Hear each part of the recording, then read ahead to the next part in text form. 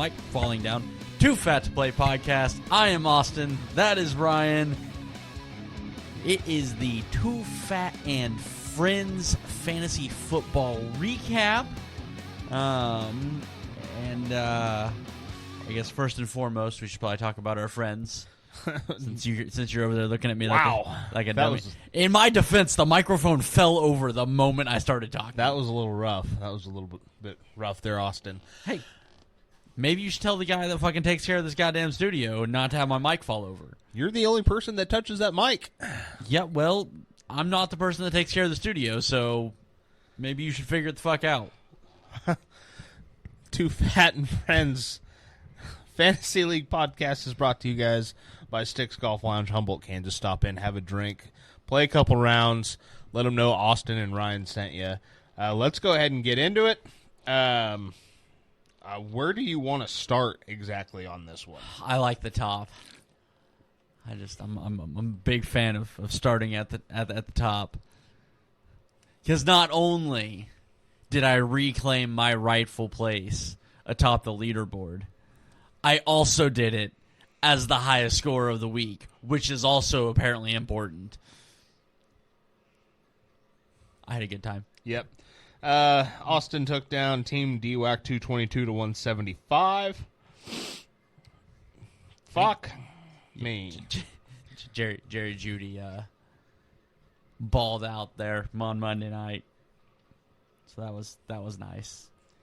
I fall to Kareem Pies 182 to 172. Tried to keep it close. I just can't seem to put the right guys in anymore. That's what it's boiling down to. That's Zaire Franklin for 43.5. Brock Bowers for 30. That probably seems like a little tough combo to overcome. And, yeah, but I had 10.4 on my bench, which actually would not have been enough. No, would it? Yep, by .02. By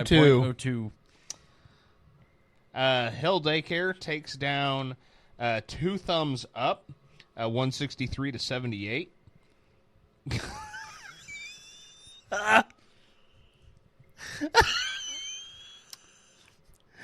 were this close. You were this close to your first win.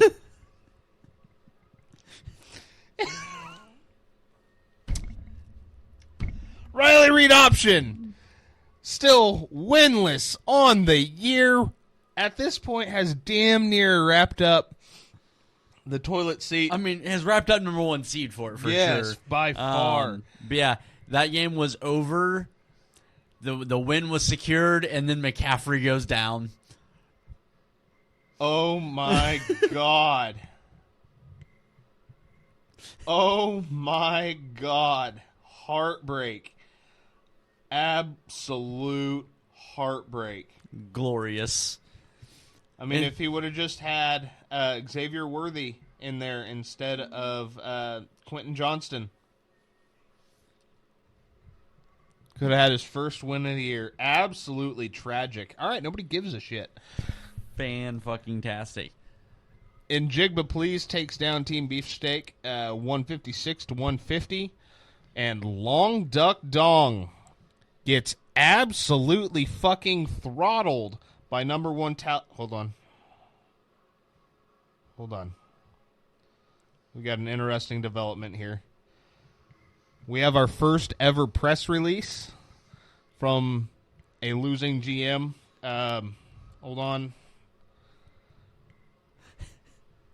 I will read this verbatim. To the four listeners of the Too Fat to Play podcast, I, Eric, known as Long Duck Dong, last year high points champion, would like to acknowledge the absolute beatdown I received at the hands of the number one tallywhacker.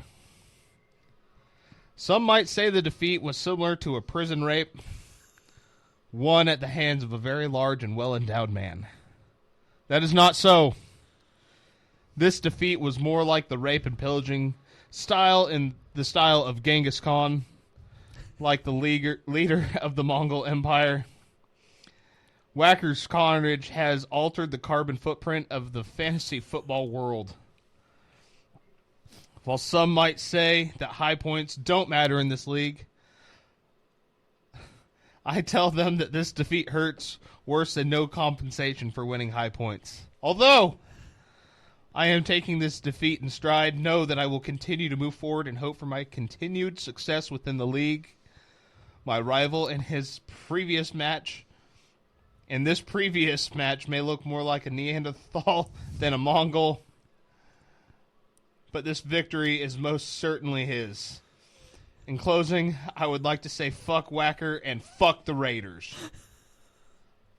So there you guys have heard it from Eric Long Duck Dong after his devastating loss 130 to 210 to be kicked out of the number 1 seed in the league, overtaken by Austin. He's also 220 points behind. Just saying. 228.36. In case we're worried about things like that. To the standings. Number 1. Get fucked is number 1. That's not my team name. That's what it looks like from here. Long Duck Dong dropping down the rankings this week to number 2. Hill Daycare stays put at number 3. Number 1 Tallywhacker also stays put at 4. And Jigba Please moves up 1 to 8 and 5. And yours truly drops after 2 weeks in a row. I am being threatened of my playoff spot. So say you realize Lou has clinched a playoff spot and you have not. Yes, I do. And I just needed those 10 more points to have clinched that playoff spot. So I'm Lou at 6. Lou has the playoffs already cinched up. He's good to go. And here you are fighting for my fucking life. Feel like it was like this last year too. What a fucking disappointment. You're telling me. Beefsteak at 7, Kareem Pies at 8, moving up 1. Beefsteak sitting at 6 and 7 currently. If he wins and I lose, depending on what the score is next week, he's going to have to outscore you by a ton. But that is my only saving grace is points 4 right now. Yeah. Kareem Pies at 5 and 8 would need an absolute not even a miracle would do it for him. Next week's the cutoff. You and Beefsteak are the only 2 teams that haven't solidified their bracket. D-Wack coming in at 5 and 8 drops 1 to the 9 position. Glory be to the 8 gap. Also at 5 and 8 stays put at 10. 2 thumbs up. Sean at 4 and 9 in 11th, and not even worth mentioning, still down there with 0 wins. Riley Reed option. Let's go ahead and get into next week. Would you 14. fucking look at that bullshit? Hold on, mine's loading. It's going slowly. Oh, at least he has nothing to play for. Yeah, but you also get nothing for fucking benching players and resting guys. That doesn't work in fantasy football. Oh, my bad. My bad. Sorry, I got confused there. Going into week 14, the last week of the regular season, Ryan's last chance to make the playoffs. If he shits the bed, he could be playing for a toilet bowl, which, I mean, it would be convenient since it's already here. Anyhow, McConksard, myself taking on 2 thumbs up. Bullets Pearsall taking on Njigba Please. Hill Daycare taking on D-Wack. Riley Reed option going against number 1 Tallywhacker for the impervious 0-14 record. Long Duck Dong taking on Glory Be to the A-Gap, who I'm assuming has several players on bye. And Beefsteak is taking on Kareem Pies. So if Beefsteak loses and I lose, I'm locked in. Correct.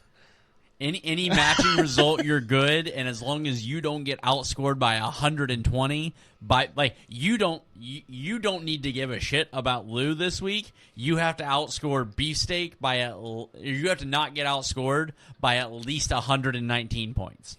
That's your entire goal this week. Holy shit! But once you're in, that's all that matters. I'm going to keep telling myself that. Although in the other league, feeling pretty good about myself. I'd felt a whole lot better about you if fucking Cortland Sutton would have just came up a little lame there in the fucking fourth quarter. Yeah, but that didn't happen now, did it? It's all right. I'm still in second. That's it for the Too Fat and Friends Fantasy League update and preview for next week. We're going to go ahead and get on into the big show. See you on over there. Woo-hoo.